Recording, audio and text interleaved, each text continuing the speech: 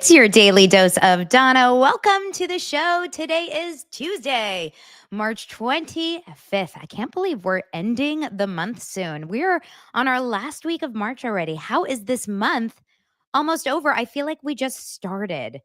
What is happening to time? Time is a fleeting object.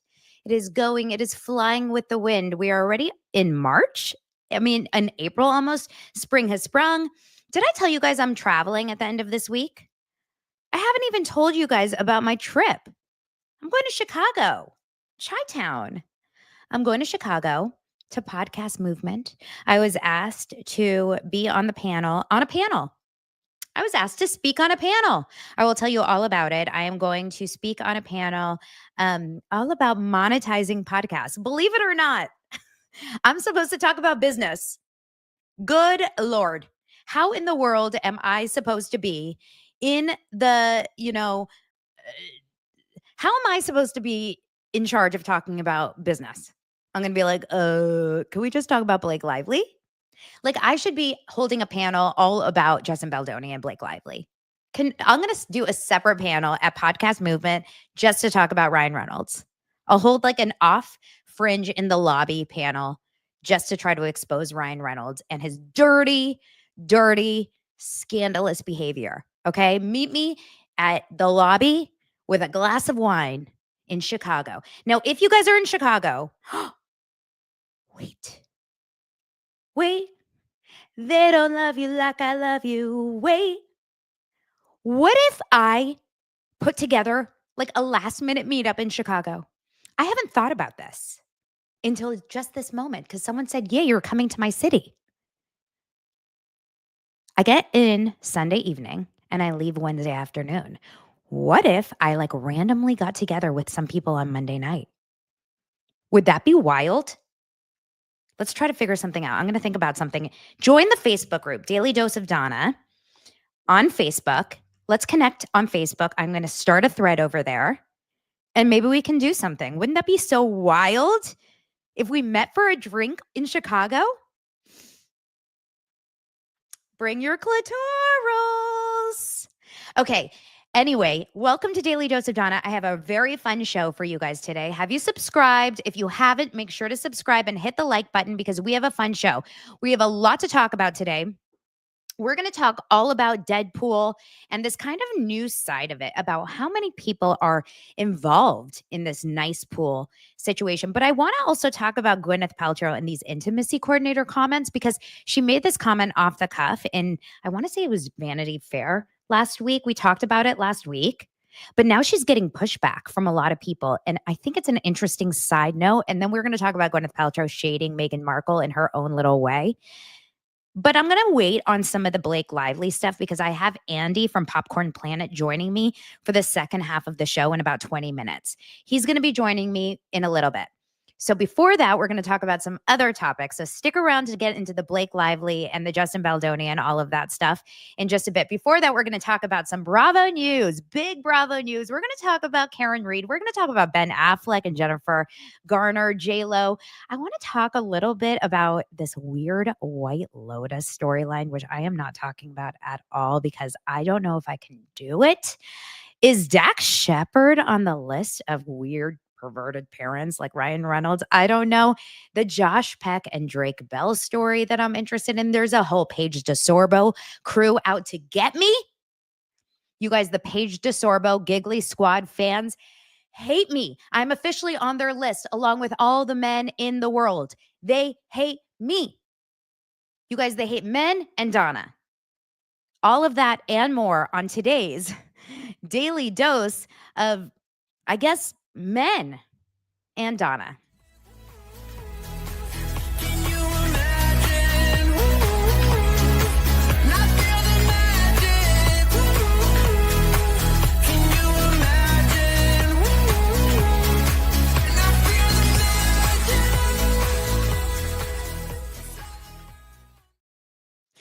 Well, we have breaking news from Miss Garcelle Beauvais, who decided to wake up and say, I'm out of here. I am leaving Beverly Hills. Well, she doesn't even live in Beverly Hills. Isn't that funny? Let's watch her own announcement from her own voice. She said she woke up this morning and she said, I'm not doing it anymore. And I went back and forth with Zach this morning about why. I think I was right. Zach didn't believe it, but I do think I was right. I think she's leaving on her own accord. Let's hear it. Hey guys, so I have some news. I've decided to leave Beverly Hills. It's been a wild ride. I mean, some amazing things have happened, and some hard things have also happened, but it's been a ride nevertheless. One of the reasons why I'm leaving is my family, my boys. Their last year of high school is next year, and I want to be a part of that. And Jade is starting a new career, and I want to be a part of that too. And secondly, I have the most exciting projects that I am developing, producing, and acting in. I can't tell you anything right now, but you'll know soon. I just want to say thank you to Andy Cohen, to Bravo, NBC Universal, Evolution, 32 Flavors, the producers, the crew, and of course, the ladies. Andy Cohen says I can come back anytime. The door will always be open. So you never know. I might pop back in sometime. To the fans, I want to say thank you so much. You guys have cheered me on, supported me, and sometimes even fought for me or on my behalf. It means a lot. And I hope you guys will continue on this journey with me. It's not goodbye. It's see you later. All right. So a lot of like mixed reactions in the comments. Number one, first off, she looks freaking stunning. I've never seen Garcelle look so gorgeous as she does in that video. I mean, she is at her best. Like physically, she looks gorgeous. And we're seeing flashbacks. Like I've been seeing flashbacks either in episodes or in, Instagram posts, or she really looks phenomenal right now. So it's interesting timing. They just released their reunion looks. I didn't post them yesterday actually on the show, but we can I'll pull them up really fast. Their reunion looks are gorgeous. I actually really like their looks. They're very gold, very themed. You know how sometimes when they're doing their reunion looks, they don't look like in a very good theme. This is from Queens of Bravo. They look very themed, very muted, like gold and beige. Everyone looks gorgeous. Different looks. I mean, I'm not exactly a huge fan of everyone's. Here's Kyle. It's a cool dress. It's not my favorite. It's got like a lot of golden lines. Erica, also not my favorite look of Erica's. I think she can look a little bit better, to be honest. I think Dorit actually looks phenomenal. I think it's a very classic look. Look, a lot of people like Garcelle's look. I'm not a huge fan of this dress and the gloves. I think Garcelle looked 10 times prettier just in the video we just saw, but I mean, a lot of people really like it. Sutton, I'm struggling with Sutton after that wallet comment. It's really, really hard for me with Sutton after that wallet comment this season. I've seen such a bad side of Sutton this season that it's really hard for me to see her. It's like they say once you see the inside of someone, it's hard. Kathy looks very pretty. She looks very matronly. She looks like the mother of a bride. You know what I mean? She looks like a mother of a bride. Bose looks fun. Like she looks like the Chiquita banana, She looks like she's an island girl. Island girl. What's that song? Jennifer Tilly looks fun. She looks cute. Jennifer Tilly's quirky. She's so cute and fun. And I don't think she ever takes anything too seriously. They all look beautiful in their own ways, honestly. But Garcelle leaving. So when I first saw the video, I was like, this is an interesting timing to do it. The reunion just filmed a few months ago or a few weeks ago, and then they just aired the looks. They're obviously doing the finale tonight, which is wild that the finale of Beverly Hills is tonight. And then they're going to air the reunion next week. So why is she leaving? It's on her own accord, from what I've heard. She is choosing to leave. She is not fired, which is very rare in this industry, in this housewife industry. Obviously, as you know, very few people have done this. Lisa Vanderpump, very few. Bethany, Heather Dubrow, like just a few of them have left on their own accord. Lisa Rinna. I would say that with Garcelle, there's a reason she's leaving. She's saying that it's because of her sons. Now, my friends go to school with her son, at least one of them, in a local school here. There's something going on in her life that's making her want to leave. Why do I think in the back of my mind it has something to do with Kyle Richards? I can't pull it off in my mind. She went to bat hard against Kyle Richards this season. And Kyle Richards and the Morgan Wade thing, it was deep in her mind to constantly go after Kyle Richards, to be like, well, what about you and Morgan? What about you and Morgan? What about you and Morgan? And because of that, I just think that it was just a constant thing. She had to go after her. And because of that, I don't know. I just think that was a thing for her. And to me, I don't know. To me, I think that Kyle can pull some major strings over there in that Bravo world. For some reason, Kyle has some major strings with Bravo, with Andy, and with Kyle, and with Baskin, with Alex Baskin. For some reason, not that I think Kyle pushed Garcelle off, but I don't think Garcelle was happy. Somehow, something happened. But I don't think she was fired. I think she chose to leave on her own accord. And for that reason, we'll see. We'll see what happens. I just know that it's okay with me. I love Beauvais. I love the cast. I'm okay with this. And I wonder who they'll bring in, and maybe they'll bring someone in. But Real Houses of Beverly Hills, and I'm going to record a TikTok about this a little bit later today, that I think Bravo is in its flop era. And you can come at me all you want, but I think Bravo is in a flop era right now. I've talked to so many people, not just here on my show, not just here in my comments, but on my honest to God, I think Bravo is in a flop era. Summer House, I think, is not doing very well right now. I think it's a bad season of Summer House compared to previous seasons, where I'm so excited about Summer House and I look forward to it and I find it so good. I don't think it's that good. Southern Charm was all over the place. I didn't even cover it on this last week. I found it boring. I found it uninteresting. I thought Summer House was thrown together like spaghetti on the wall. Like no one knew what it was about. No one knew what to do. They threw that show together like wild. Real Houses of Beverly Hills started really good and then flopped hard. These last few episodes were about absolutely nothing. And it was just women fighting for no reason. I haven't watched past the first episode of Real Housewives of Atlanta. And here's the thing, I will watch it, but no account that I follow, Bravo accounts that I follow, not one of them are covering Real Housewives of Atlanta. Am I the only person that's seeing that?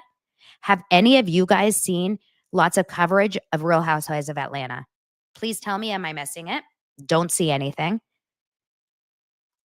I'm not seeing any coverage of Bravo shows. The only coverage of Bravo that I'm really seeing is the off-camera stuff. The Paige and Craig breakup, the Teresa and Louis tax liens, the drama off camera. No one's talking about the shit that's happening on the show, and that's the problem. See, you guys look. So many of you guys are saying, did Atlanta even start? So many of you guys don't even know what's going on. It's weird. It's so not interesting to us right now. I can't tell you the last appointment TV that I was watching, I think was Salt Lake City.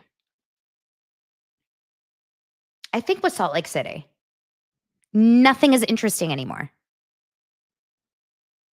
Even Beverly Hills is not interesting. So I don't know. Even Southern Hospitality, which I rode hard for season 2, and I was like, you guys, Southern Hospitality is the show. I did not care about this last season. And my friend was the executive producer of it. He was the showrunner. And I forgot to watch it. Like I just would catch up on the weekends. It's weird. I don't know why. It's not interesting. Okay, Ben and Ronnie recap Atlanta. Okay. Ugh, it's bad. I don't know. Bravo needs to do some shakeup, but they are doing new shows right now. They're filming pilots. I told you guys they're filming pilots. A couple of them were filming on Lance's stage at F22, his business. That's my husband. A lot of people are doing things, but Bravo is in its flop era, and I'm convinced of it. And I'm sorry, Bravo, but you got to figure something out. Okay, next. You know what's not in its flop era? Karen Reed. Because I spent 3 hours of my life last night freaking binging the shit out of Karen Reed's documentary, and I am hooked.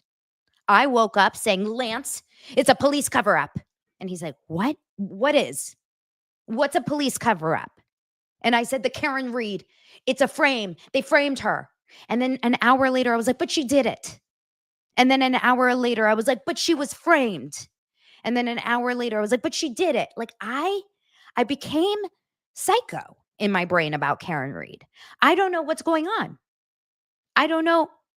And all of you guys are DMing me, and you're all in the same situation with me, that this documentary makes you question everything. And here's the weird thing. So I'm talking about this documentary. It's on Max.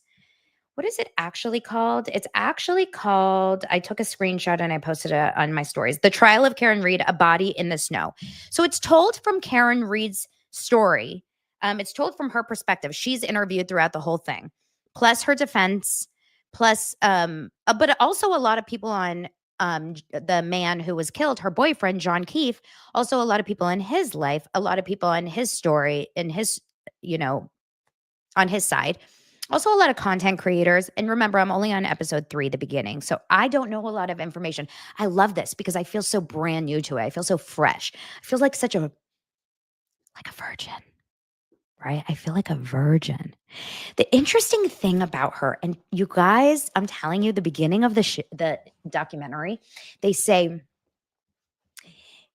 did you kill John O'Keefe? And she goes, no, I didn't kill John O'Keefe. And I was like, whoa, Karen, whoa. And she's like, I just don't know. I don't like answering it because I feel like everyone's looking at me and really tearing me apart in the way I smile. And did I blink? And did I look to the left? And did I look to the right? And did I look up or did I look down? And I'm like, yeah, that's how we do it, right? That's how we're taught to see your body language. Did you blink? Did you look up? Did you look down? Did you look left? And I get it. She's like, I don't like answering that question. And she has this Boston accent. And she smiles a lot, and she's beautiful, and she's got long hair, and she's like, an upper class woman. I think she has money. And so it's very, very weird because she's not necessarily, how do you explain it? And remember, I don't know a lot about the case. I'm coming in really, really new. She's not necessarily humble. Is that what it is? She's not humble. So you're not immediately I feel for her. She's almost a little bit what? So it's weird. But then you start to hear her story and you put yourself in her situation and you're like, oh my God, this is scary how easily it could happen to you. But then as you're watching the story, and of course, if you guys have no idea what you're hearing right now because you've never seen the story and you've never watched it, you have to go and watch this documentary so you can be on this deep dive with me, because buckle up, babies. We're coming in. We're coming in hot. I won't make this my personality, but I can't commit to saying that I won't not make it my personality. You know what I'm saying? I hyperfixate. It's ADHD. Okay, so yeah, a lot of you guys are saying she's going insane because she's been dealing with this for years. She's fed up. She's over it. She's freaking annoyed.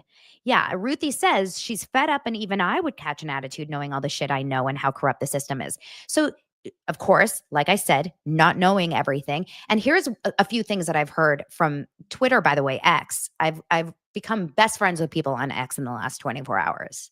Okay? X is where the Karen Reed trial people live. Remember, Threads is where the Blake Lively apologists live. I don't dare go there anymore. I'm scared of Threads. But X is where my people are now. And they have given me all the light. And my friend CJ at Citizen Journalist, she said, you got to listen to the 13th Juror podcast. So if anyone out there has listened to the 13th Juror podcast, let me know. So what I'm going to do is I'm going to finish this 4-part documentary. I think it's 4 parts today. Then I'm going to start listening to the 13th Juror podcast. And you guys tell me if there's anything I need to listen to or watch, but I don't want anything super biased. This is important. I don't want anything super biased that's going to tell me like, she did it. She didn't do it. She did it. She didn't do, you know what I mean? Now everyone's also saying, do Turtle Boy. I'm like, Turtle Boy? No, but I found out Turtle Boy is the guy who was at the scene. He's one of the first people that kind of started the Free Karen Reed movement. Now I see all these pink people in the courts, which give me a little anxiety, all the pink people. But it's a pink versus the blue, because the blue people are, and this is what we were talking about. It's very Justin Baldoni versus Blake Lively, because we've got like the team Blakes and the team Justins, but it's not. It's the team police versus the team Karen. And the point here is that Lisa Vitella goes, Turtle Boy, what is this? Well, that's his username on Twitter. And he is a Twitter X, and he is a content creator that basically caught on to this very, very early when it was just a very local news story, and he made it a national news story. And he kind of spearheaded the Free Karen Reed story. He made it into what it became for the rest of the world. It's almost like what Justin Baldoni, we can't even say the same thing because it became a news story because of Blake Lively. But I think you can thank content creators for making it what it became. So I'm very, very excited about this. 13th Juror will be on my next listening list, and I'm looking forward to it. So thank you guys so much. I'm very, very looking forward to this. I will be out of town on April 1st when the trial starts, because I'll be in Chi-Town. So just please, like I said, Facebook group. Join the Facebook group. We'll start conversations over there. Hyperfixate with me. Go down the rabbit hole with me. We can even do Patreon specials about this kind of stuff. I'm all about it. I want to get into my next story before Andy jumps into this live. But before I do that, I have to thank my sponsor for Daily Dose of Donna. And it's important that I get it up on my screen as I do that. This week's sponsor for Daily Dose of Donna is Alloy, which I love. If you guys know, Alloy is incredible. Alloy Women's Health, because as you guys know, aging can be, let's put it plainly, it can be crappy. Ask me. There can be problems sleeping, hot flashes, brain fog, weight gain, and decreased libido. Sorry, Lance. Menopause is inevitable, but it's also treatable. I just found out that almost half of women went 3+ years before seeking relief from menopause or perimenopausal symptoms. Why would we do that to ourselves?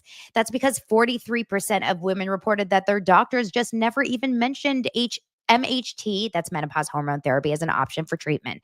Another 40% didn't even know where to go for a solution. Alloy can help you to live your best, healthiest life through menopause and beyond, offering unlimited access to experts and safe science-backed treatments for your symptoms, skin, hair, and sexual wellness delivered to your door. Everything is done online from the comfort of your home or anywhere. No waiting for an appointment or in line at the pharmacy. It's fast, accessible, and their treatments actually work.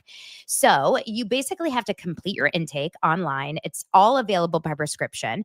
You design your treatment plan with a physician, and you get a personalized treatment plan. You get your 3-month supply, and it comes directly to your door with automatic refills. I can't recommend Alloy enough. Join the 95% of women who tried Alloy and saw relief in the first 2 weeks. Head to myalloy.com/dailydose and tell them all about your symptoms, and you'll get a fully customized treatment plan. You'll get $20 off your first order today. Head to myalloy.com/dailydose and enter code dailydose to get $20 off your first order. Thanks, Alloy. All of us women, we all need our help. All right, you guys, this is such perfect timing because I am so excited about my guest today. We've got Andy Signore from Popcorn Planet. How are you, Andy? How are you? I'm so glad to be here, Donna. So happy to be here. I was going to say, Alloy is wonderful. Get it. It cured my menopause. So go support the code, promote. We can't do it without sponsors like that. You know what I mean, Donna? So I love seeing a support here from my Alloy. Andy, I am so happy that you're here. I haven't seen you since we did your documentary in LA. I know it's been too long, but we had such a fun time. It was so nice to meet you in person. You're just as lovely as I hoped. and you were so kind. And yeah, I'm excited. We had a lot. That was a very busy trip. So if I was a little out of it or not as fun, it's because I was just in work mode. You know how it goes, and I'm sure you can relate. That trip was not fun for me. It was work. So it's like it's a different mindset, and we had so much to do. It was your part was fun, and you and Zach particularly. It was fun to see you and meet you and have you there. But there was so much in my head of making sure we get this, make sure we get that. What did you like, what was the most exciting interview other than Zach and I, of course? What was the most interesting interview that you felt like you had in that documentary? I If mean, you can tell us. It's the crew member. We have a crew member from the film. Ooh, can you We give have us a crew member any from the film who scoop? has not, shown their face and told the Was full it story. Okay, so tell us, was it anonymous? No, we got them to come forward and show their face and talk. We talked about the fact that they didn't want to show their face. They really didn't want to show their face. And that was a big part of the conversation. Did they reveal a lot of like new shocking stuff? No, but like it's the first person who was actually in the film to like, I'm going to come out and say my piece because I'm not going to let them scare me not to. And that was really telling. And the fear this person was going through was part of it. Like, because I talked to this person a lot leading up to the interview. And I was very clear, like, don't do it if you don't want your name out there, your face out there. Like, it's going to be, I was very transparent. And I think that's ultimately why they decided to do it with us, because they knew we were being, they knew where our heart was. They knew we weren't trying to sandbag them. And they knew we were just trying to get the truth was what this was all about. And so, yeah, that was, I mean, again, I don't want to overhype it. It's not like there's some new crazy revelation, but I would say there's definitely stuff you guys haven't heard it's going to confirm things. And there is some cool little things you're going to learn. I would say aside from that, which we have another crew member we're going to talk to remotely soon. But aside from that, I would say the employment lawyer, that Ron Zambrano was so eye-opening. This guy rep the dancers against Lizzo. He's currently fighting Soulja Boy. He's done a lot of big celebrity cases, like where the people fight the celebrity. And he's like a very prominent employment lawyer out in California. So he knows we did a video recently when we talked about Blake's sort of dismissal and how he sort of has thrown it away. Cause he's like, no, it doesn't work that way, Blake. Which was encouraging, but his interview was even better when we did it on the day. And he brought a lot of insight. And I'll give you one more, which was the intimacy coordinator. I've constantly sort of just like rolled my eyes a little bit at some of these like reports I've seen, but we found this woman. She hasn't really done a lot of press, but she like runs like a union of it. And she was the most eloquent, like professional about it. Like she explained it in a way that I just that just made me rethink it. Like she's talking about the dance sequence and she's like, well, listen, I don't know what Blake's feeling in that situation. And we can all assume this is nonsense, but she may have felt uncomfortable. It's my job to ensure she doesn't feel uncomfortable. I would have never gotten it to that point, because I would have checked in with them throughout so many times as it wasn't go there. So she's like, I can't say she's not uncomfortable. However, I will also say, how is Justin going to know you're feeling uncomfortable unless you're verbalizing it to someone or to him? And it sort of really opened up. I think she explained that scenario and others and sort of why it's important to have that dialogue, which well, I'm not going to say Justin didn't try to have that dialogue because I believe he did. I think Blake's lying. Yeah. But for the sake of covering your ass, right? Of making sure from a production standpoint, you don't get yourself in that pickle.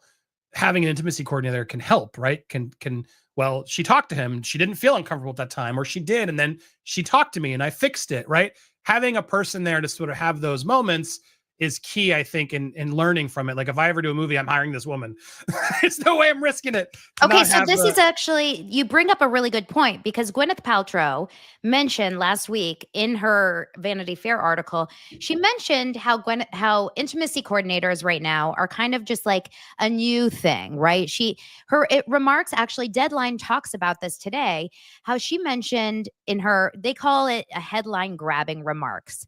She said that she had to tell the coordinator on her upcoming Marty Supreme movie with Timothée Chalamet to step a little bit back in the sex scene. She would feel a little stifled by the actions of intimacy coordinators. And now, ex-Channel 4 drama chief Caroline Hollick has called Gwyneth Paltrow irresponsible. She was speaking at something called Series Mania. I don't know what that is, but she now works for a production company. She branded Paltrow's comments quite an irresponsible thing to say, which she said proved that intimacy coordinators have got caught up in the fringes of the culture wars. She said, every now and then, an actor makes makes a comment over whether they like intimacy coordinators or not. Gwyneth Paltrow said she grew up in a time when people in Hollywood took our kid off and got on with it.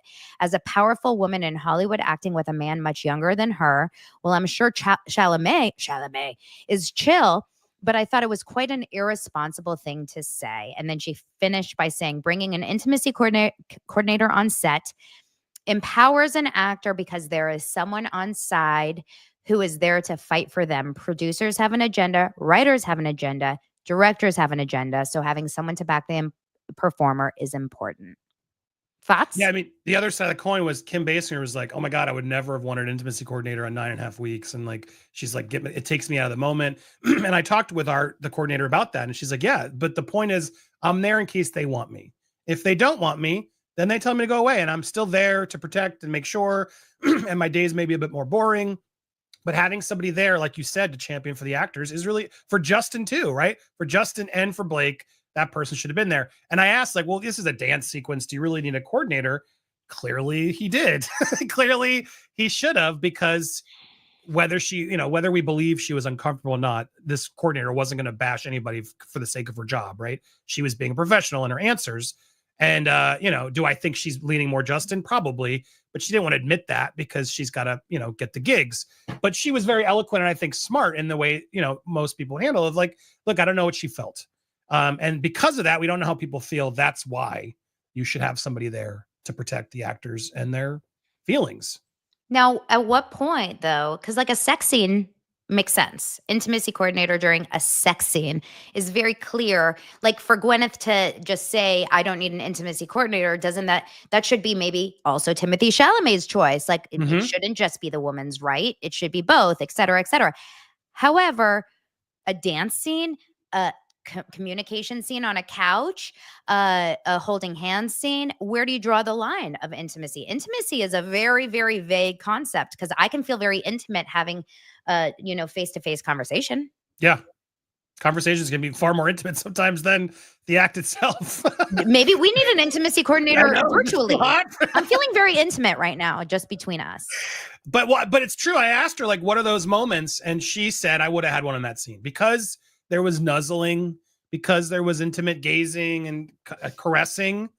Like at that point, yeah, you should have one just to be safe. And I think, look, because I don't personally think he did anything wrong. And in the clip, like when I watch it, it's like I see a person, and when obviously we've done a lot more homework, she's very vocal, Blake. Like she has no qualms saying her opinion, even in the scene, right? If we should be talking, we should. So I don't believe she wouldn't have said something to be like, can we not do that? She seems like the type of person who will call someone out if she needs to. She'll do it to the fans, but she won't do it to her co-star in the middle of a scene. If she was really feeling uncomfortable, I think she would have said something. So I don't believe the narrative, but let's be professional and fine. Okay, she was uncomfortable. She's got to tell somebody, because we don't know as guys in that scene, and we're in the moment. And when I look at it, I relate to Justin so much in that scene as a producer, director, creator, host. Like I can see his head is in a million places. And the last of which is, oh my God, I'm turned on. I'm going to nuzzle Blake Lively's neck. I don't see for a second that's what he's thinking. I see he's in character. I see he's looking at the extras. I see he's like, crap, I wish they would have made that movement 3 seconds ago when I did my nuzzle on her neck. Like I see all the calculations that I would have of like getting the shot. You know what I mean? And so I think he didn't know. And if she doesn't tell him, how is he going to know? So I think for cases moving forward, for people to avoid being screwed over like Justin did, cover your ass, hire an intimacy coordinator, make sure they're communicating with your actors, because then, you won't have as much of a problem. Well, 100%. I think this is going to change the game in the future. Like it's honestly, and I've used this example so many times, is that since like the Me Too movement, every doctor that I've ever seen, my dermatologist, who is, he's a gay male, never sees my body naked ever for a body check, which by the way, I do every 6 months because I have very fair skin. He comes in every time with a woman in the room. Never do I see him without a woman in the room. And that's to prevent ever from me going after him, probably, or any client going after him, patient. And this is just the name of the game. My husband also, he's a cameraman and he sets up interviews, and he always says like the whole game changes. So from now on, I guarantee there will never be any scenes with anyone. I guarantee this will change everything from now on. This is going to set a precedent in Hollywood. Well, I mean, we're already there. I mean, people were telling me that there's now apps, and they've been around. I guess I haven't dated in a while, but there's apps for consent. Like, imagine you're dating, because you and I aren't dating, but if you have to date, and then you're like, as a guy, do I make the move? Am I allowed to make the move? Oh Like, my I God. can't What do you mean there's imagine that. apps for consent? So there's now apps for consent to, like, hey, sign off that we're doing this. That way you can't come later. So it's like, that's the world we live in, where it's like all across the board, we're walking on eggshells of, and I've had many people come after me, Donna, for things I didn't do. Like, I got canceled. And then as I got more famous, more people came out of the woodwork making nasty stuff about me. I'm sure they've tagged you on social media. Of You've seen course. it. But it's like, at a certain, it's like, it's weird. I saw Billy Bush did an interview with Army Hammer, and they were both talking about how, like, being canceled makes you just less afraid of it. He said it more eloquently. I'm forgetting, but it was really telling, like, it's true. Like, I couldn't do what I'm doing now if I didn't get canceled. I really do almost am grateful for it, because I can stand up for people like Justin and go after Stephanie Jones or Ari Emanuel, because I just don't give a crap anymore. Like, the worst stuff is said about me. Stuff has been inappropriately stolen from me and shared, and all, like, I'm like, whatever, it's all out there. I don't care anymore. Believe what you want. If you know me, you come talk to me, and it's all bullshit. If you don't, then you go believe it, and I don't care anymore, because that's not the community I've built, right? The community we've built isn't just trying to, let me get away with shit. It's about accountability and knowing and doing it. So I think we have to get in a world where you put yourself around people who aren't out to get you, is really what it is. And I 100%. try so hard to keep my circle gets tighter. You're close. We'll get there, but you know how it is. Like, you got to protect that circle, because there's some people who want the clout, who just want the clicks, who want you to promote them, and da da da da. And I like to try to promote everybody, but I've gotten bitten by so many other. I let someone in, I promote them, and then suddenly, oh, they're a snake. They're out there to try to shut it down or do something else, and you're like, back out. So you got to be careful in this world. But yeah, I have kids. I know you have kids. Like, the consent app terrifies me, but I'm kind of like, yeah, dude, when he's old enough, get that damn app. I don't trust anybody at this point. Totally. Andy, I get canceled every 7 hours, 7.5 hours, usually 7.32 hours is my average that I get canceled. So I'm up there, but I have Billy Bush on camera when I went on his show saying to me, he's like, no, I got the antibodies. I can't get canceled. That's what it again. was. Yes. It's the best. I love him. He's so funny. Brigitte is asking a question, and a lot of people are like, this is a great question. So I'm going to bring it up here and let's talk about it real fast. She says, everyone keeps focusing on SH, which is important, but why are we not talking about the extortion charge, and why is it not a criminal charge? What are your thoughts on that? Yeah, I mean, there's so much to try. I mean, why are we not talking about Stephanie Jones enough? There's so many questions I could ask, and why are we not talking about? I mean, the extortion. I mean, I'm even trying to understand the question. Extortion charge against who? Which one is about? Well, I would imagine they're talking about Blake Lively. The fact that essentially Justin Baldoni is saying that Blake Lively was essentially extorting him to say, I'm taking over your movie, or else I will not promote. I will not do. I will not. But I think it's probably because it's a charge and it's not confirmed, and you can't really necessarily claim it. Like, it's a claim. It's not. Yeah, I mean, thank you, because that's why I'm making sure there's so many different extortion claims and things. I don't think that's I don't think they could actually prove that. They didn't. Here's what I'm going to say, and this is an unpopular opinion. A lot of people get mad at me when I do it. They were not the best producers, Donna. They did not. I'm with you. They did 100%. not do their job as well as they could have, and I think they'll eventually realize that they dug themselves in a hole by allowing Blake to have control. Now, at a certain point, I understand some of the moves they made because they had to at that point, or it would have all gone to crap.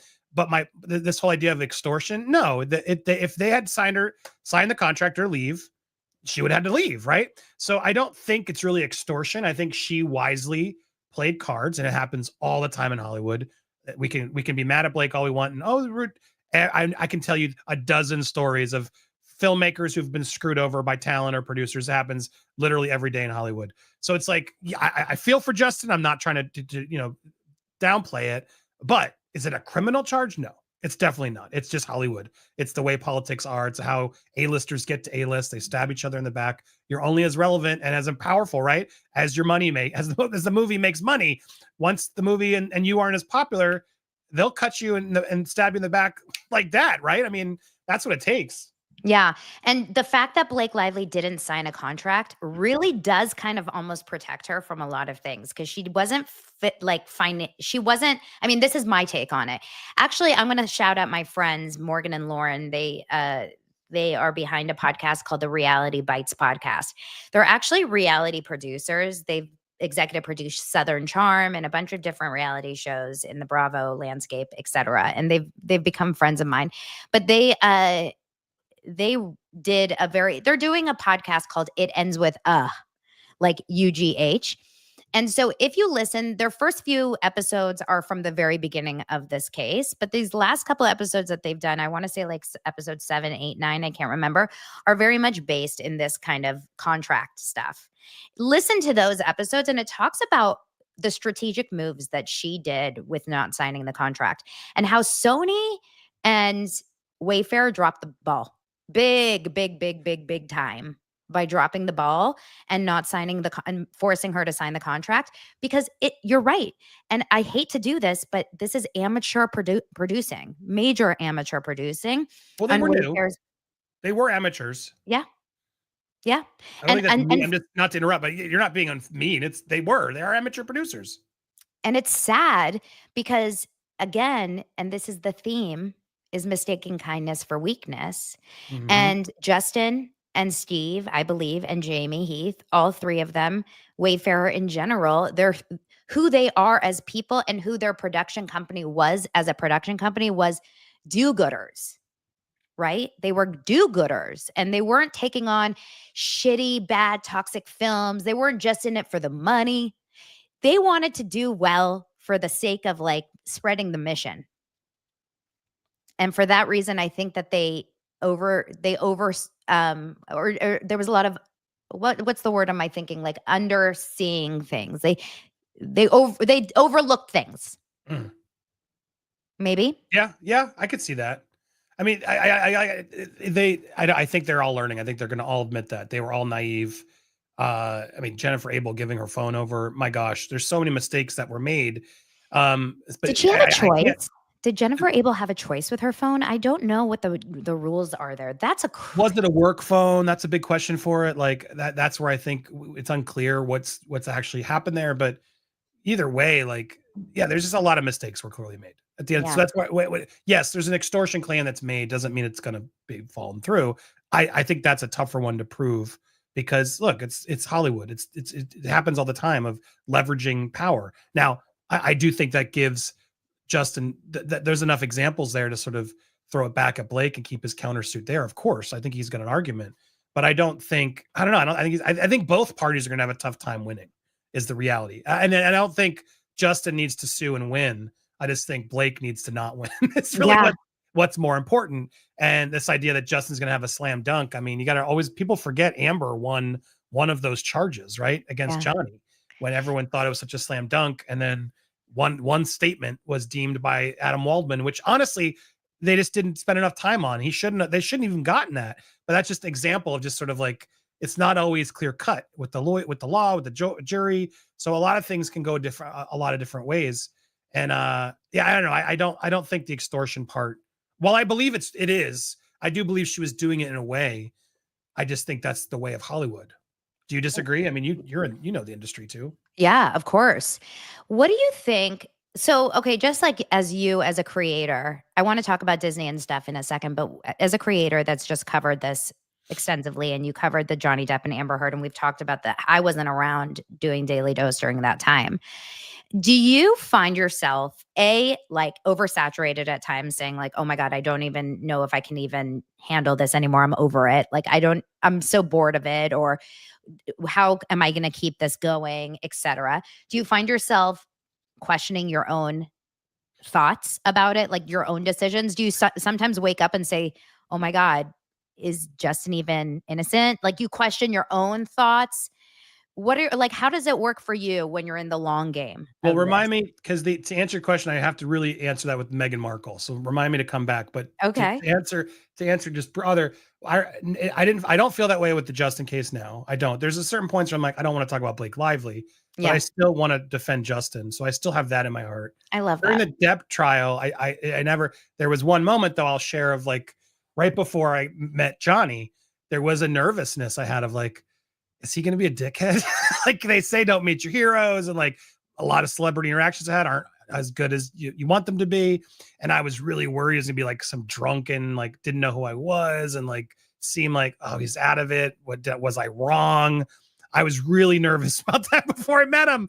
And then when I got to meet him, it was complete everything I could have hoped. Like so cognizant, aware, loving, aware of us, the coverage we did, grateful. But what surprised me the most, and I've shared this, like we talked for like, I don't know, it was like an hour and a half in his dressing room. Like I constantly thought they were going to pull me, and he was just chilling, like wanting to talk because it was like someone else who had been through the war. And so while he didn't really want to like talk about it, I could tell he really wanted to move on, and he was trying to move on, and he did not want to mention her, and like was just trying to get on with his life. And that's, I think, why he was really grateful for us and others like us who were out there helping him. There was just a moment we really got to connect because we both were so ingrained, and not everybody was with him, that he, in that's like following the details, like that was his life. And we were all for a moment there for several months, like in it with him, knowing every turn and detail. And he even said, like, you were teaching, I was learning stuff from you guys. But so anyway, that was amazing. Wait, I have to ask. So Johnny Depp was very aware of you guys the entire process? Oh yeah. Like it's on our video. You can, I think it's still pinned. I need to It's in the find trailer. it. It's we met Johnny Depp video on Popcorn Planet. It's a good one. That was like the pinnacle of like, how am I going to top this? How's this ever going to get any better? But it was a two-parter because we got to go to Vegas because we had a fan, Marcella, who I got to shout out, one of our most generous, amazing fans. Literally, if you don't know the story, bought me, Kim, Steph, our whole team, like 8 of us, front row tickets to his concert with Jeff Beck, which was like in Vegas. We were front row seat at the Johnny Depp show. Like, and when I heard that, I'm like, well, my God, let's make this a party. Hey, Johnny fans, we're all going to meet in Vegas. Let's go do this. And we had a meetup. It was amazing. One of the best sort of things I got to do. And I got to meet so many fans that came out from around the world. They bought their own tickets. We got to see that show, but I'm sitting there front row, and we brought, what's his name? His doorman, Alejandro, who got super drunk and like, it was so bad. Anyway, but we're there front row, and Jeff Beck plays first. Rest in peace, Jeff Beck.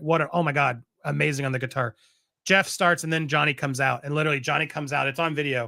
He's like, just immediately eyeballs, points, and then does the to you, to me. Oh it was nuts. It was nuts. And then at the end, like, we had a fist bump, and then at the end, I got called back. I was there with a friend, Laura B, who is a big person in that community as well. And she's like, Andy, hurry up. And then Brooke pulls me, and we get pulled backstage, and I'm trying to bring the crew. They're like, no, just you two, come, hurry. And we sit and wait. And then, he goes through everybody else, because he has to meet, how it goes at the end of a show. You got to meet the people who ran the building, and he's got to do his things. And I saw them coming in and out about 10 minutes each. And then they saved us for the end, so he could just sit and actually talk to us. And he was just so exactly what I hoped. And that's why I share that story, just because it's like, I was worried for a moment. I'm like, what if I did all this and he's totally a dick? Yeah. That would have sucked. And he was so exactly like the big, everyone always asks me what he smells like. And I didn't smell him. He smelled like he took a shower, because he clearly was live. He had like some nice shampoo, but, I talk very fast, as you can tell. I'm always trying to slow myself down.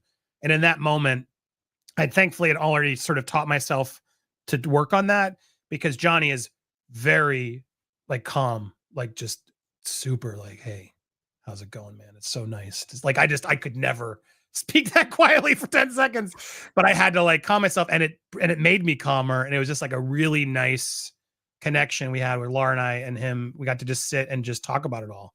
And there was stuff obviously I didn't share, and I'm not going to share about it all, that he got in a little bit more details. But the takeaway, as I did share, and then he filmed a little bit for the audience, which was so nice of him, was that he was just so grateful to be over. So anyway, to full circle, I think Justin's going to get there too. Like whatever happens, there's going to be a moment for him, and I hope we get to see that, and he gets a win like Johnny did would be great for Justin. He deserves it. I don't even know this guy. I never knew who he was, but I'm rooting for him. Now, other side of the coin, I'm invested. To come back to Meghan Markle, not to keep talking, but I'm so sick of Meghan Markle. There are days every day I'm like, I don't want to report on Meghan Markle. Am I I know. part of the problem? Like, are we really overdoing it with Meghan Markle? Like, because Blake Lively right now, there's reasons. I get it. We're in the heat of it. But there's a part of me that does question it from time to time. And I've posted less because I have a whole channel, Popcorn Palace, that's devoted to royals. And I purposely lose money and don't post every day just because some days I'm not feeling it. And that's how I justify it. Like, if she puts herself out there and does something that annoys me, I'll react. But am I going to go find a story every day to go bully her? No. And I think there are channels that do that. And I think it's potentially part of the problem. And what's funny, I share that is because I'm deep in a documentary, which part 2 premieres tonight, called With Hate Meghan. And I'm so glad I made it. And I'm so glad I spaced it out and I've been editing it as it's been released because I'm inserting like new discoveries and things about myself.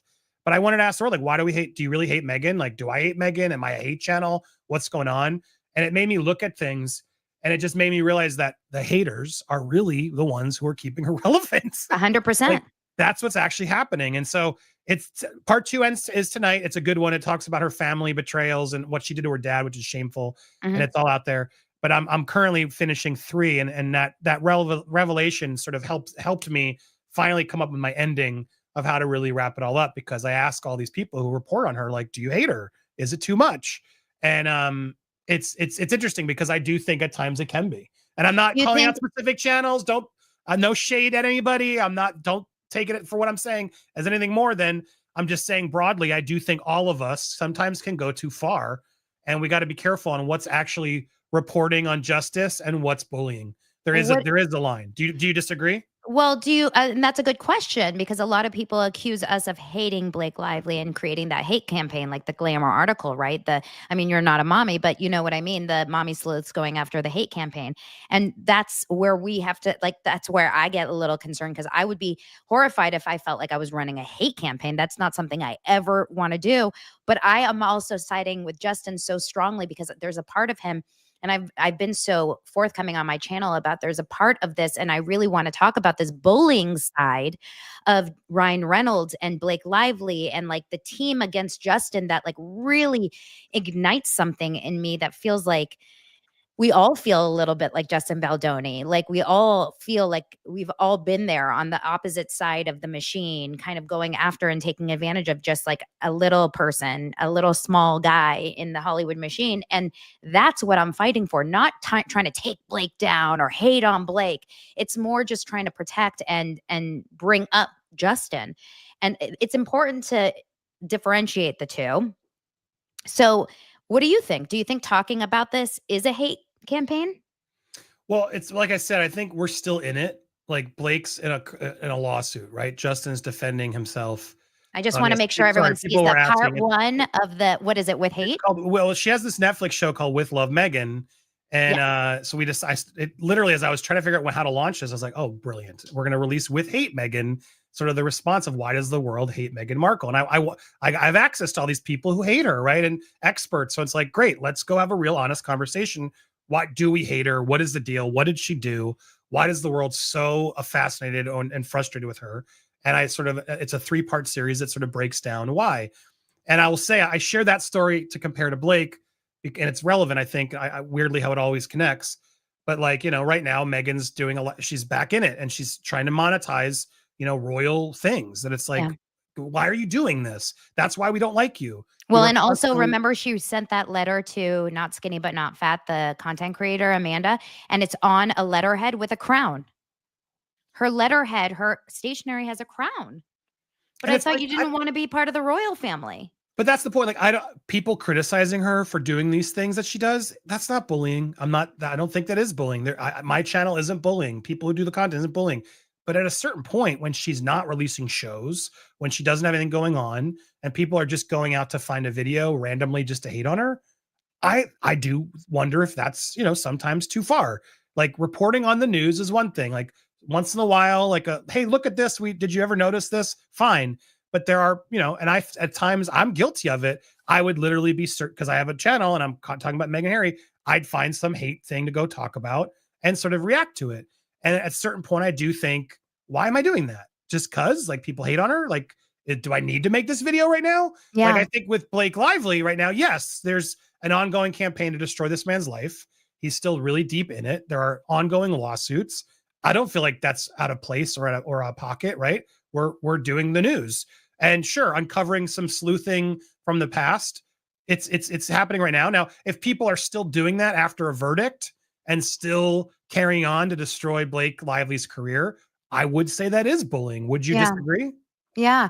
It really is like a fine line, and we have to be very clear about that. People are very fast to say the word bully, and I wonder like I don't know. I mean, it's interesting, and I think it's also tone and it's also delivery. And I want to be really clear. Zach and I talk about you a lot in a very, very positive light. You have always been someone, just since we started this case. I actually only found you through this case. We only connected this way. And Zach and I just talked about you recently. We said you really are in this content creator space. Obviously, you make money, and you must make good money because you have a lot of subscribers, you get a lot of views, you do this a lot. This is your job. I never get a feeling ever that you're in it for the money. Even if you are or not, it doesn't matter. You truly, like, your heart is in it. And I really feel this from you. Like, you are here for the justice. And Yeah. maybe you're a really good actor, but Zach and I have said this multiple times. I really believe that you would fight for Justin, even if you had half the money from your videos, you would still do it. I think that like your heart is in the right place, and that's why people continue to come back to you. That it's an important part of this. So I don't think you're bullying. I think that you're just like you want justice to be served. That's an important energy. Well, first of all, thank you. That's a very kind and nice thing to say. And I'm glad you see it that way. That's what keeps me going. Like, I wouldn't do it if I didn't enjoy it. Everyone asks, like, should I do a YouTube channel? I'm like, no, don't do it, because unless you really enjoy doing it for nobody. Like, or unless you want to get killed online. Right. Well, but exactly. Like, you got to be able to do it and that's the truth. Like, I don't want to do video. I don't do videos I'm not into. Like, I don't talk about housewives, or I don't do certain topics that some of my audience might be into, because I'm like, I don't care. No, I don't if want to you're watch not that, interested in the topic. Yeah, if I'm not in the topic, I'm not. And that doesn't mean there aren't hard days where I'm like, exactly like you said, I don't want to do another Blake to video today. Like, do I have to? But there is a part of the job where it's like, all right, there's new information. Yes. Okay. I find the angle that I'm into, and then I'll still go do it. So yes, I don't do it unless even like today, I was excited to go back to the Ben Affleck, Jennifer Lopez story, because there was a period that was a wave I was riding where it was the J-Lo craze. Why was everyone hating on J-Lo? And then I started uncovering that, and I started to have a lot of disdain. It was her documentary on Amazon that video got 1 million hits of me watching it so you don't have to. And today Ben Affleck does an interview like reacting that documentary, and I was like, I don't care if people are talking. I'm stopping Blake because I got to talk about Ben, and it did okay. And so that's constantly, as a creator, you got to figure out, okay, when is it one for you? When is it for them? Or do you like the material? All that's important. And yeah, when you find a story, I hate to say the perfect story, but it is like when you can find a fellow YouTuber, Nate the Lawyer, he does really well. Shout out to him. He's good. But we always will share our stats and numbers and help each other just to grow, which I feel like, creators have to do. YouTube is a machine that's constantly trying to step on all of us and take advantage of us. And we should be sharing support numbers to like help each other all grow.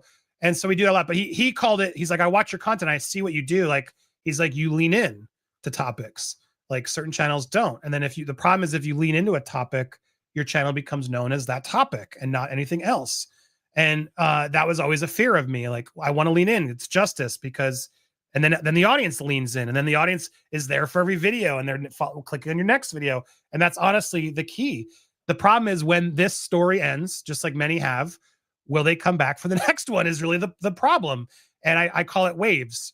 Johnny Depp was like my biggest wave. Free Britney was a big wave. The Gabby Petito case was a big wave. Will Smith slap was a huge wave. My point is, like, overall, my wife always reminds me, there'll be another wave. Just relax, report what you want, stay in it, do it till you want to do it, till it's ready. Yeah. And then at some point, get off the board, take your breath, and then go look for the next wave. And then you're going to ride that wave. And then sure enough, you think there's no news. Well, just you wait. Next week, I don't know, Tom Arnold's going to be in some weird car chase. And suddenly we're all talking about that. You know what I mean? Tom Arnold. Whoa, that came out of left field. I love Roseanne, that. I come could on like have, together. I feel like I could have 15 hours of conversation about the behind the scenes of YouTube content creating with you because you've been Yeah, around the block. let's do it more. I mean, I think people need to know. It's like the other thing is it's consistency. Like Yeah. it's really hard. The day that I could actually do this full time really was the game changer for me. Like Yeah. my wife was like, because I was in a, she reminded me this the other day. Her friend, we went to Puerto Rico for spring break, and her family was sort of asking about it all, and we were joking, and I was like, she did not get YouTube because I had a sorry, we're doing like history of me. I didn't mean to take over. But it's like I used to be a big YouTuber. I got canceled, and then I had to start completely over. I had nothing. Everyone turned on me. It was a Aw. very dark period in my life. They literally called me a rapist. I wasn't. Mm. I was a cheater. I wasn't a perfect person. I had to own up to that, which I had to face and take accountability for, which a lot of people don't when they're canceled. Like a lot of times there is stuff you have to actually face, right? And I did, but then the problem was this other thing sort of always hung over me like a dark cloud that wasn't real. Thankfully, I sued, I won, I dropped the evidence, etc. But in rebuilding it, my wife never thought the YouTube would be the thing. She's like, "Can you go get a job at Walmart? I don't care what it is. Like, do something. We have a baby now." And I just kept pedaling away in my garage at the time, no AC. Just I had the different toys behind me, and I just kept going as I'm like, "This is what I do. Like, I know how to do this. It requires a lot of skills. It's not an easy task. You need to have a good personality. You need to have marketing instincts. It's a mass. Everything we do is about marketing. It's all marketing. The thumbnail, the title, the hooks, and you just got to keep at it. But also, you got to do it knowing you may not make money, and those are sort of the commitments you have to make. And then, if you do it long enough, you might get lucky enough. It also requires some luck, but that's what it was. And so she was surprised. Nowadays, I do okay now. We don't. It used to be all about tips. Now it's like I don't really need. I mean, of course we need tips, but it's not as much of a thing because the algorithm's finally helping me. But yeah, it's a tough. It is a job. It is not an easy thing to do it right, even at the level I'm at, and I'm sure at the level you're doing. As I see you always on your Instagram, you are crushing it. You're out. I don't have time for the Instagram because I'm already doing the YouTube, right?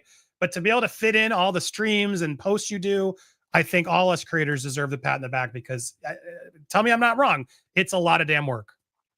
It's a lot of work, but it's to me, I enjoy it so much. I think the community here on YouTube is so phenomenal. I'm so glad I joined YouTube. I wasn't planning on doing the YouTube side. I was just the audio side, honestly. I just did the podcast for the first few months. And then one of my followers loved following true crime YouTubers.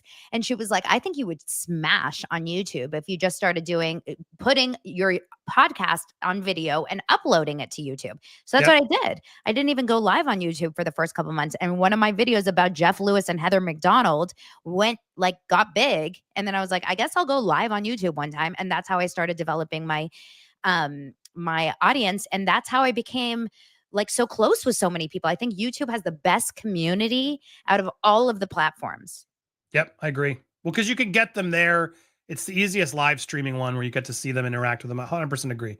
And that's what it's about. It's building that community of people who are going to show up every day, Yeah. regardless of what you're talking about. But you'll see it as I'm sure you experience, you get more, you get less. You can't let that bother you. That would always No. bother me at a certain point because I'm like, oh, I'm a failure. It's not working. They don't care. And you got to realize, no, it's really more the algorithm than anything else. Yeah. Because you're rewarded or reprimanded based on literally the first half hour of your video's performance. It's like, No, I unless know. you don't post a lot, but we post more often. Literally, a video lives or dies based on that first No, I half know. hour. You know right away. You're like, oh, well, this video sucks. Like, it's Yep. over. It's so I mean- frustrating. But then, on to the next one. On to the Yeah. next one. It's okay. It's okay.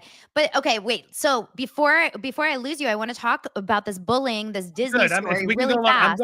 I'm going live at 3:30. You're welcome to pop in for a bit I'm or going to not. pop in for a little bit on yours I'll too. be live at 3:30, so I have till 3:30. Go ahead, and we'll just go straight from one to the other if you want to do it. But yeah, go ahead. What was your Yes, question? I'm going to join you. You guys, after this, we're going to all go on over to Popcorn Planet. You guys, if you don't know Popcorn Planet's community, he's got such a community. And not only that, he has like a 15-person staff, I feel like, hanging out with him over there. It seems that way because of Kim. I Kim mean, it's is amazing. It's amazing. So, okay, Daily Mail talked about this yesterday. Number one, I want to pull up this article because did you see this new look Justin Baldoni's got? Sorry, speaking of Kim. She just texted me because she's like, "Is this good for the live?" Yes. Oh God, My amazing staff. this is what I need from It's you. Kim. I Go need support you to Kim. do She's my also amazing. I You need have to to have hire Kim someone on to do sometime. my my Have Kim on thumbnails. sometime, please. Sorry, go ahead. No, what? I don't know what's happening. What's happening? Did you lose? Am I here? Can you hear me? Yes, I hear you. Oh, We were sorry. talking at the same Something time. happened. Go ahead. I said I need someone to do my thumbnails. So if Kim wants to help me out, if anyone in the YouTube comments or listening on the audio is like an amazing thumbnail creator, literally reach out to me. I will pay for this. I am so over thumbnails. I hate thumbnails. Okay, back to the show. I want to relook at show your you thumbnails. just Are your thumbnails bad? I just Oh yeah, don't let's like talk. I got ideas. okay, I hate doing them. I hate thinking about I them. love it. I love doing them. But yeah, I see your thumbnails. I mean, they're okay. Okay, stop judging me. So wait, Khadijah wants to know if we're both Geminis. I'm a Gemini. I'm a Leo. Oh, I'm married to a Leo. What's your birthday? August 15th. Lance is August 17th. Oh wow, so we're like buds. Yeah, what's I up? like him already. Okay, can we Next talk time about I'm in Justin LA, Baldoni's new hang look? out. So we both talked. Go ahead. Can we talk about his look? His luck? His look. Oh, sorry. I didn't see it in this other screen. Oh my God, I love it. Actually, yeah, that's cool. He's going. Did his kids like help him? I don't know. He looks a little bit okay. I'm going to be honest. Don't be mad, you guys, because I think he's very, very good looking. I think he's a hottie. He looks like a cartoon character or something. I don't know. I mean, it's the smile. It's cheeseball. Yeah, but did his kids help him decide to do it? You know what I mean? Like, You're blaming his kids? yeah, he's got little kids. He's hanging out with them a lot. He's like canceled. Dude's just trying to live his life fun. I bet you this was like, what do you want me to look like, kids? And like, ooh, do it like this. And he's like, okay, I could see that being cute dad thing. I don't know. It keeps saying that he's in vacation Yeah. in Hawaii, but I think he just lives in Hawaii right now.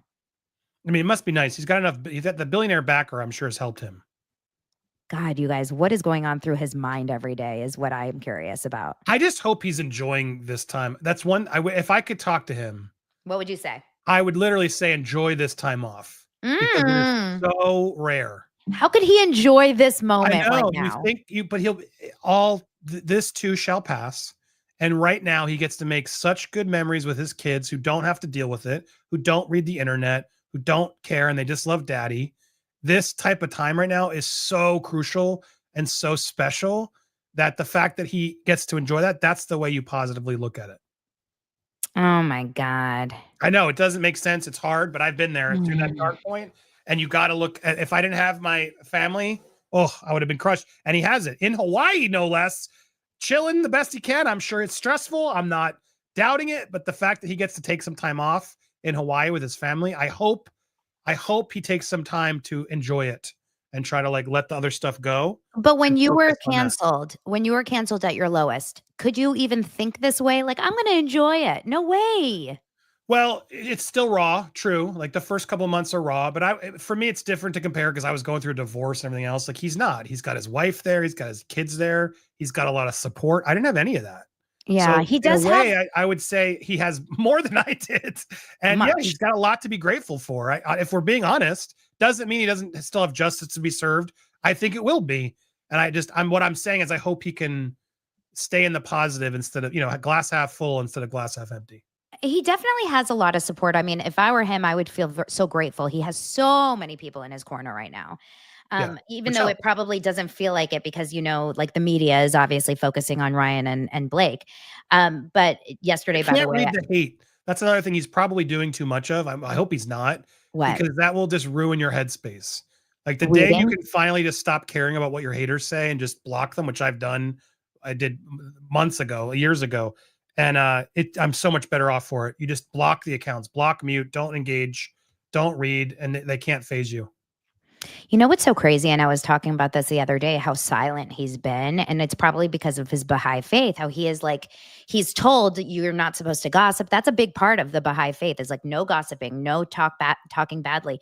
He has been so silent. It's been wonderful for him to not say a word because you know how they say the silence is everything. Whereas Ryan's been blabbing on Grant Cardone's stage and blabbing here and blab. Did you see the video of him on Grant Cardone's stage? No, I missed that one. Do you know who Grant Cardone is? No.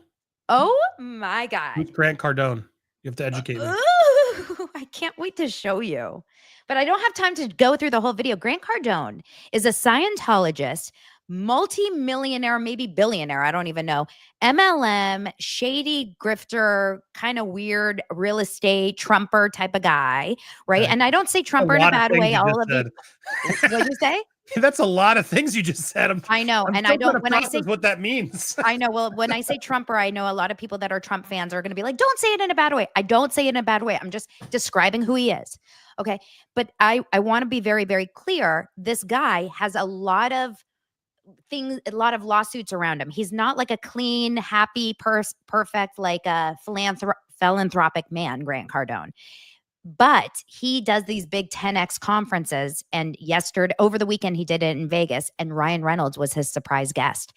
Came out and they did a huge, big in sync song for him to come out. And then he spoke to Grant on stage for an hour and a half. And he probably got paid millions because Donald Trump was his guest 2 years ago I'm and got seeing it paid on 2 your million. Instagram. Yeah, there it is. Yeah, I have the whole clip of it. I have the whole hour and a half interview. I can send it to you. Was anything interesting said? Just a lot of stories about how he created Deadpool and how he financed Deadpool. And I mean, it's a lot of self-deprecating stories and how he marketed the movie and how he, the finances of it. He doesn't talk about Blake at all. He doesn't say the word Blake. He says my wife. He doesn't talk about the lawsuit at all. He's very cheesy. He's not funny, but he thinks he's funny, right? Like he makes fun of himself. He says very inappropriate things. He said that he wanted to create a movie called, a movie about two cops who share a brain, and the tagline was going to be two cops, one brain, two balls, something like that. I'm like, he's so lame. Anyway, I mean, first of all, he didn't. I mean, he. A lot of people made Deadpool. He wants to own it, but a lot of people did it, and he didn't create Deadpool. Rob Liefeld created Deadpool, in the comic. Ryan Reynolds did bring a lot to Deadpool. I'm not going to dispute it, but it is frustrating how many other people helped him that then got lost along the way. So yeah, it's frustrating. His response, the dismissal, seek of dismissal was the final straw for me. I've been trying to be nice and hoping that he's just the husband who's defending his wife and would finally wise up at a certain point. And I finally sucked it up and realized nope.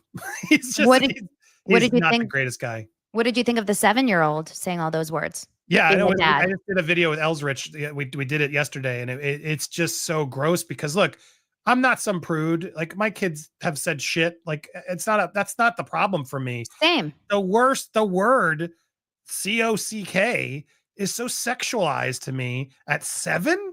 I would be mortified for my 7-year-old daughter to say that word in that context, and then 400 versions of that word, and other like, oh, I'll try this one now. Now try this one. I as a father, like I don't care about profanity. I don't care about violence. Like all of that I can sort of teach, but sexualization is the one thing I'm terrified of. Like I would keep certain movies because I know what are they gonna? Is it gonna be too sexy? Like to me, that's if I can do one thing to help protect innocence, that's something that actually freaks me out more than the rest of fake violence or some bad words that are what they are. I think it's horrible. I don't understand how you can do that to your kid. I compared it with Elsrich when we did the video to The Landlord. Do you remember that with Will Ferrell, where she's cursing out Pearl, yes, Will Ferrell, and but that was funny. Like fuck you, and what like the little kid doing that to the pay your rent, being a land that I can laugh at, like a kid being a little inappropriate, fine. But when you sexualize the kid, you lost me. Not funny. Not okay. There's plenty of grown-ups who can make that voice. That's exactly what I said. How many talented voiceover and it was a masked kid. It's not like they needed her face to say it even. Yeah, it's just not. I mean, it doesn't mean I don't think that means he's crossing the line and as a PDF and all these things that people go take it to the extreme. I don't personally believe that. I do think it's highly inappropriate, and it just to me, it's just blatant hypocrisy that Blake's complaining about what she complains about, but then letting her own daughter go and do that. Like, I'm sorry. It makes no fucking sense. Well, so that's the issue. And I think that's what we were talking about is when their line is so wavy and kind of dotted and kind of blurred and transparent. Then Justin had no idea how not to step over that line because the line was not clear. right? Okay, so just before we Well, lose and you not, here. but to add to that, you're right, because it's like not only was the line not clear, you had someone like Blake who's saying, "You're in a safe space. Don't be afraid. Talk to me." Like those were the texts you were sending him. Yeah, Clearly, you like a trapped fly trap. him. Like, come say, give me whatever you can so I can use it against you later. Oh, sickening. It's entrapment. Okay, so it's apparently, Brian Friedman's going to really go into Disney's potential involvement here because they're going to try and do a deep dive into Deadpool because obviously Ryan Reynolds did not act alone here with Nice Pool, as he couldn't. These kinds of things take so much planning to write Nice Pool into a movie. It's not just like a last minute, hey, I think I want to create a character. Let's do it. Goodbye. You have to get so many people sign off to this. You have to get costume, wardrobe. Obviously, he had to do this prosthetic nose. I mean, his hair, everything had to be added into it. But makeup, hair, wardrobe, yeah, they're just doing what they're told. They have nothing to do with the creative of the story. It's not like they said, oh, we're making fun of Justin Baldoni. This will be so fun. But there's people higher up that have to sign off on these kinds of things. So he's going to apparently go into the funding for the film as well as that actors and the producers who are aware of the bullying. Wait, so we're going to actually go into this character of Nice Pool who's based on this Justin Baldoni and go into this? Because Ryan Reynolds has not disputed the claim that Nice Pool was based on Justin Baldoni. And it opens up the scope of how Baldoni's lawyers may attempt to prove that their client had been under a coordinated attack. Ryan has admitted that the Nice Pool character in Deadpool was based on Justin. He not only dragged Hugh Jackman into the forefront and the directors and the producers of the film, but also Disney. So it opens up a can of worms. Do you think Disney, Hugh Jackman, and all of these other people now are going to come into the play because they were all basically, Sean Levy, all of these people signed off on this LOL Justin Baldoni? Well, two. One of the lawyers we talked to who has fought against Friedman. This lawyer, one of the lawyers in our documentary was because Friedman did the Chris Harrison lawsuit in The Bachelor, if you guys remember. Of course. Yeah. So this lawyer repped Wait, ABC. whose side was he on? Well, this lawyer repped ABC, so he fought Brian Friedman, and so he chimes in on sort of Friedman's tactics and what Friedman does, and it was just interesting because Friedman squeezes you. Like Friedman finds everybody and anything he can where the bodies are buried, and that's his whole tactic.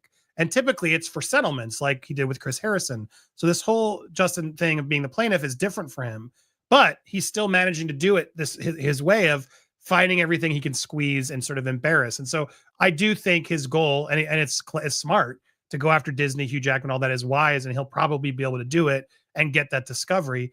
However, unpopular opinion, I do think that's an uphill battle that he's not going to win.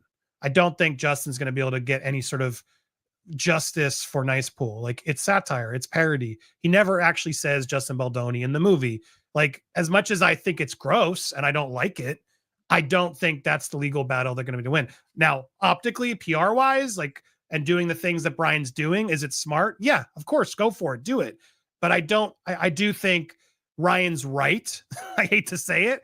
He shouldn't have said it the way he said it, but there is a little bit of like, dude, it's grow up. It's a joke. Like, there is a little bit of that. That's true. Now, I think he's wrong. It's not fair. It's awful given everything they've done. But I think to a judge and jury's eyes, parody should be protected. It should.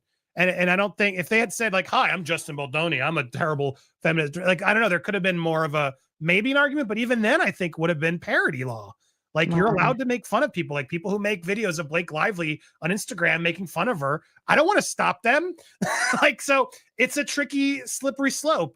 Now, again, do I think it was right? No, don't misquote me. But, and will they be able to use that to sort of find other ways that could help them in other legal ways? Yes. So I do think they're going to go after Disney, Hugh, all these people. And that's all part of Friedman's squeeze. At some point, it's going to affect Ryan more than it has already. And that's the point of when they may finally say, okay, fine, you guys win. What do you want? Like, that's all the lawyers I spoke to and people who've gone against Friedman. That's sort of the goal. Now, there's a point of this where it won't squeeze enough. And he's gotten already so squeezed that he says, F it, we're going all the way. And that is also actually kind of likely, even though settlements are most common in these types of suits. As we had Greg Dahl on, who's a sort of agency lawyer, he said, this does have all the ingredients of a case that could go all the way. So I don't know. Am I offended by it? Yes. Do I think he was mocking Justin? Yes. Do I think Justin's going to be able to sue him for that? No. I think he has much better cause on the sort of overall general umbrella of, actually, it's true. I don't know what Justin's going to win, to be fair. I don't know he's going to win. It's like, I don't know if he can win. The way Justin wins in my eyes is when Blake's suit is thrown away. That's how Justin wins for me. Like, do I think Justin's going to get monetary? I think a lot of people are going to be disappointed in thinking that Justin's going to win all these rights and things. Like, it's just not. Like, movie is a movie. Was it wrong? Yes. But legally, is he going to win anything? No, I think all of what he's doing is smart and is going to open up and get to the truth. And I think it's going to help Blake lose.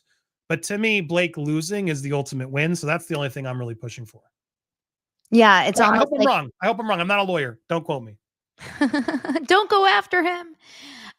Okay, well, listen, you guys. Have you noticed that though? Whenever you say something honest that's not in Justin's favor, no, but also no, it's honestly, ask two lawyers, those guys.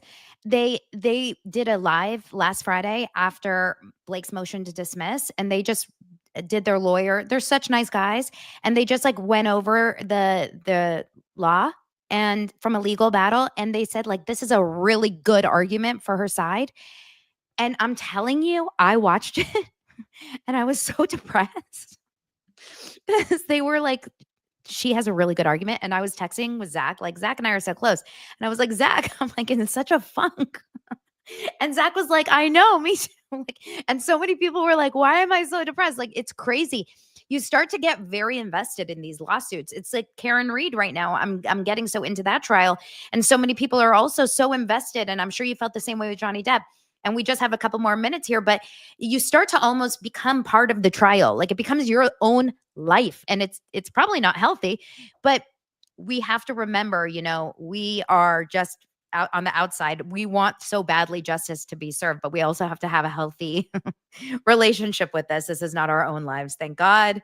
Yeah. But at the end of the world, we do want, or at the end of the day, we do want justice to be served. That's the goal.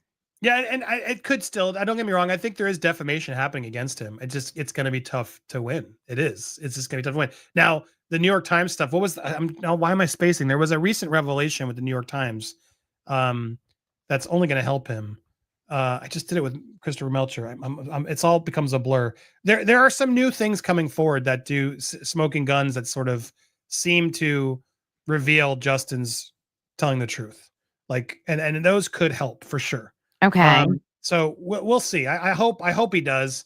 And I don't think he harassed her, but I've also heard lawyers be like, it kind of doesn't matter if he harassed her. If they can prove that there was retaliation, it doesn't matter what the harassment is, or if there was any, you still can't retaliate after the alleged harassment. You know what I mean? So it's a tough suit. There's a lot of stuff happening.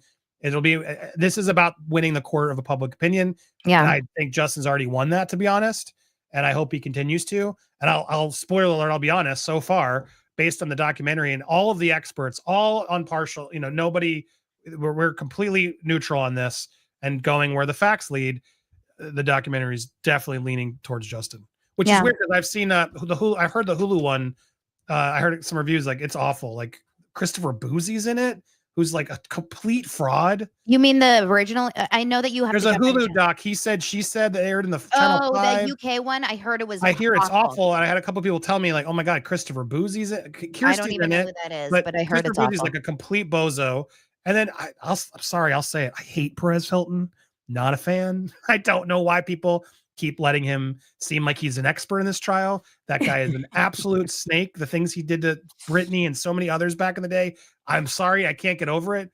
You go watch if you like him, but not on my watch. I'll say it.